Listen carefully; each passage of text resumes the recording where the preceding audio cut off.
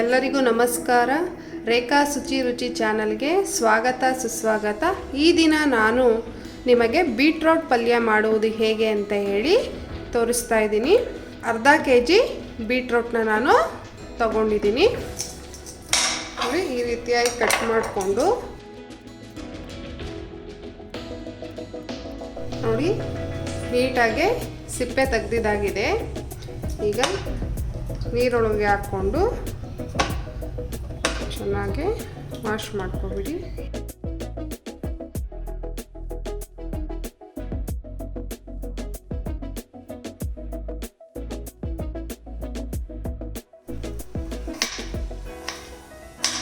ನೋಡಿ, ಈ ರೀತಿಯಾಗಿ ಸಣ್ಣ ಸಣ್ಣ ಪೀಸ್ಗಳಾಗೆ ಕಟ್ ಮಾಡ್ಕೊಳ್ಳಿ. ನಂತರದ ವಿಧಾನವನ್ನು ಹೇಳ್ಕೊಡ್ತಾ ಇದ್ದೀನಿ. ಒಂದು ಬಾಣಲಿ ಇಟ್ಕೊಂಡು ಒಂದು 2 ಸ್ಪೂನಷ್ಟು ಆಯಿಲ್ನ ಹಾಕ್ಕೊಳ್ಳಿ. 1/2 ಸ್ಪೂನ್ ಸಾಸಿವೆ, 1/2 ಸ್ಪೂನ್ ಜೀರಿಗೆ, ಕಡಲೆಬೇಳೆ 1 ಸ್ಪೂನ್, ಉದ್ದಿನಬೇಳೆ 1 ಸ್ಪೂನ್. ಸ್ವಲ್ಪ ಇದೆಲ್ಲ ಸಿಡಿಲಿ ಚೆನ್ನಾಗಿ.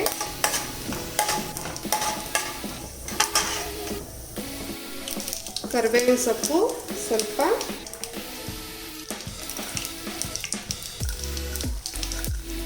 ಎರಡು ಒಣಮೆಣಸಿನಕಾಯಿ, 2 ಹಸಿರು ಮೆಣಸಿನಕಾಯಿ, 1 ದಪ್ಪ ಗಾತ್ರದ ಈರುಳ್ಳಿ,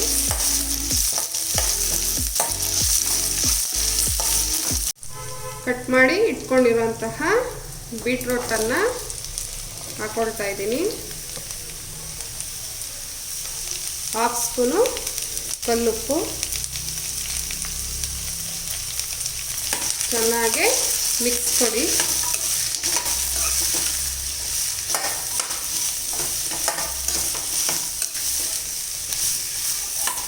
ಮಿಕ್ಸ್ ಮಾಡಿ ಲೋ ಫ್ಲೇಮಲ್ಲಿ 5 ನಿಮಿಷಗಳ ಕಾಲ ಪ್ಲೇಟ್ ಮುಚ್ಚಿ ಬೇಯೋದಕ್ಕೆ ಬಿಡಿ. 5 ನಿಮಿಷದ ನಂತರ ನೋಡಿ ನೀರು ಬಿಟ್ಕೊಂಡಿದೆ ಬೀಟ್ರೋಟೇನೆ. ಈಗ 1 ಸ್ಪೂನಷ್ಟು ಧನಿಯಾ ಪುಡಿ, 1/2 ಸ್ಪೂನಷ್ಟು ಚಿಲ್ಲಿ ಪೌಡರ್ನ ಹಾಕ್ಕೊಳ್ಳಿ. ಒಂದು ಅರ್ಧ ಗ್ಲಾಸಷ್ಟು ನೀರನ್ನು ಹಾಕಿ ಚೆನ್ನಾಗಿ ಈ ರೀತಿಯಲ್ಲಿ ಮಿಕ್ಸ್ ಮಾಡಿ ಒಂದು 2 ನಿಮಿಷ ಬೇಯೋದಕ್ಕೆ ಬಿಡಿ. ಬೀಟ್ರೋಟ್ ಎಲ್ಲ ಈಗ ಚೆನ್ನಾಗಿ ಬೆಂದಿದೆ. ಒಂದು 4 ಸ್ಪೂನು ತೆಂಗಿನಕಾಯಿ ತುರಿನ ಹಾಕ್ಕೊಳ್ತಾ ಇದ್ದೀನಿ. ಚೆನ್ನಾಗಿ ಮಿಕ್ಸ್ ಮಾಡಿ. ನಂತರ ಕೊತ್ತಂಬರಿ ಸೊಪ್ಪು ಸ್ವಲ್ಪ. ಬೀಟ್ರೋಟ್ ಪಲ್ಯ ರೆಡಿಯಾಗಿದೆ ನೋಡಿ. ಮಾಡೋದು ಹೇಗೆ ಅಂತ ಹೇಳಿ ಗೊತ್ತಾಯ್ತಲ್ವಾ? ನೀವು ಸಹ ನಿಮ್ಮ ಮನೆಯಲ್ಲಿ ಈ ಒಂದು ವಿಧಾನದಲ್ಲಿ ಬೀಟ್ರೋಟ್ ಪಲ್ಯವನ್ನು ಮಾಡಿ ತುಂಬಾ ಚೆನ್ನಾಗಿರುತ್ತೆ. ಚಪಾತಿ ಜೊತೆಗೆ ಒಳ್ಳೆ ಕಾಂಬಿನೇಷನ್ ಬೀಟ್ರೋಟ್ ಪಲ್ಯ. ಎಲ್ಗೂ ಕೂಡ ತುಂಬ ಒಳ್ಳೆಯದು.